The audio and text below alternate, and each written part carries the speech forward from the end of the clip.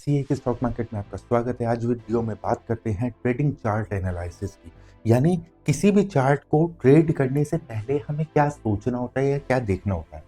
कोई भी चार्ट है वो कैसे चलता है, तो उसके लिए इसके फ्रेमवर्क को समझते हैं कि हमारे पास क्या-क्या चीज़ें अवेलेबिलिटी होती है, क्या-क्या चीज़ों में हम काम कर सकते हैं, कैसे हम काम कर सकते हैं। आप बिगिनर लेवल हैं, ये बिगिनर के लिए वीडियो है। अगर आपको ऑलरेडी ये चीज़ें पता हैं तो आप वीडियो को स्किप करके आगे जा सकते हो। हम बिगिनर लेवल से स्टार्ट करेंगे। एक चार्ट में 2 एक्सिस होती हैं, अगर हमने बचपन में पढ़ा होगा। एक ये एक्सिस होती है और एक ये एक्सिस होती है। ये बता रही है चार्ट का टाइम। ये क्या बता रही है? चार्ट में टाइम कहाँ चल रहा है। ये क्या बता रहा है?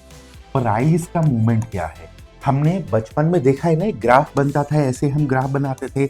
यहाँ पे एक्स एक्सिस होती थी, यहाँ पे वाई एक्सिस होती थी। ये इसका जस्ट अपोजिट है, ये ऐसे चलता है और प्राइस हमेशा यहाँ से मूव होता हुआ चलता है। तो इसको हम कहते हैं प्राइस।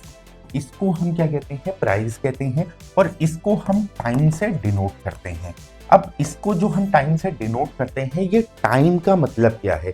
यानी कि हर 1 मिनट, हर 5 मिनट, हर 15 मिनट, हर 3 मिनट, हर 30 मिनट में कितना प्राइस में वेरिएशन हो रहा है। इसको थोड़ा-सा हम सिंप्लीफाइड करने के लिए सबसे पहले हम चलते हैं 1 मिनट के टाइम फ्रेम पे। 1 मिनट के टाइम फ्रेम का मतलब क्या है? 1 मिनट के टाइम फ्रेम का सिंपल सीधा सा मतलब है कि यहाँ पे जितनी भी कैंडल का क्रिएशन हो रहा है, जैसे कि ये एक कैंडल है। अब ये कैंडल्स क्या होती हैं? ये कैंडल्स क्या होती हैं?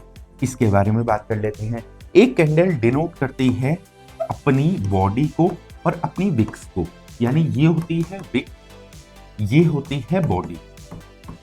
दो चीजों को कैंडल स्टिक हमेशा डिनोट करती है। दो चीजों में हमेशा अगर ग्रीन कलर की कैंडल होती है, ये अगर इसका कलर ग्रीन है, इसका मतलब यहाँ पे बायर डोमिनेट कर रहे हैं। बायर डोमिनेट कर रहे हैं, ठीक है। जैसे कि यहाँ पे ये ग्रीन कलर की कैंडल बनी तो ये बायर्स की कैंडल है। रेड कलर की कैंडल बनी, ये सेलर्स की कैंडल है। ये सेलर्स की कैंडल है। चलो जी, ये हमारी दो चीजें हमें क्लियर हो गई कि एक बायर की कैंडल होती है, एक सेलर की कैंडल होती है। रेड कलर हमेशा डाउनवर्ड चलता है, ग्रीन कलर हमेशा अपवर्ड चलता है। यानी कि एक कैंडल में अगर एक्सप्लेन करने की कोशिश करी जाए तो इसमें 4 चीजें हो गई। एक ये हाई है, एक ये लो है, ये तो सारी कैंडल में सेम रहेगा। अब ओपन और क्लोज का फर्क आता है। अगर ये ग्रीन कलर की है तो ओपन यहाँ होगा, क्लोज यहाँ होगा। अगर ये रेड कलर की है तो ओपन यहाँ होगा, क्लोज यहाँ होगा, हाई यही रहेगा, लो यही रहेगा।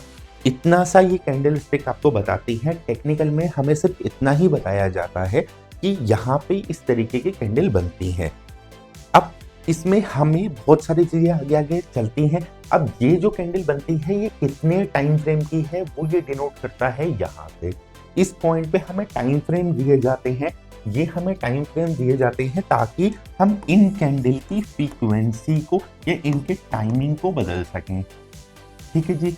हम यहाँ पे जो भी ट्रेडिंग सीखने जा रहे हैं, जो भी हम काम करने सीखने जा रहे हैं, उसमें हमारा सबसे बड़ा मूवमेंट क्या है? प्राइस। किसी भी चीज को हम खरीद रहे हैं या बेच रहे हैं तो उसका प्राइस मैटर करता है। प्राइस कितना होना चाहिए वो हमें यहाँ पे चार्ट बताता है कि भैया ये प्राइस है, यहाँ पे ये प्राइस है, यहाँ पे ये प्राइस है।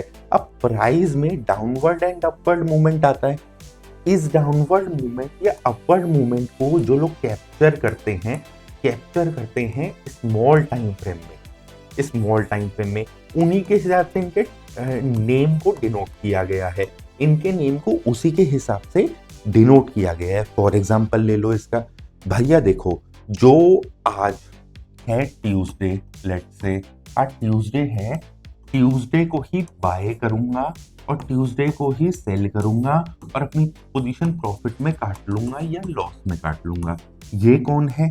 ये एक दिन में काम कर रहा है, एक डे में काम कर रहा है, तो इसको बोला गया डे ट्रेडर, ठीक है। अब एक बंदा है जो ट्यूसडे को बाय कर रहा है और वेडनेसडे को सेल कर रहा है, इसको क्या बोला गया? Buy today sell tomorrow, BTST। Same अगर आज सेल कर रहा है, कल बाय करेगा, तो इसको बोला गया सेल टुडे बाय टुमारो। इस तरीके से डिनोट किया गया।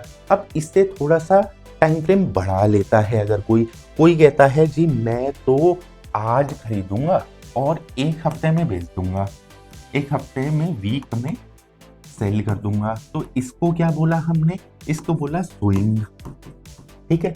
अब किसी ने बोला भैया तुम 1 हफ्ते की बात कर रहे हो, 1 दिन की बात कर रहे हो, मैं तो अभी खरीदूंगा, 5 मिनट में बेच दूंगा, 10 मिनट से ज्यादा नहीं रोकूंगा।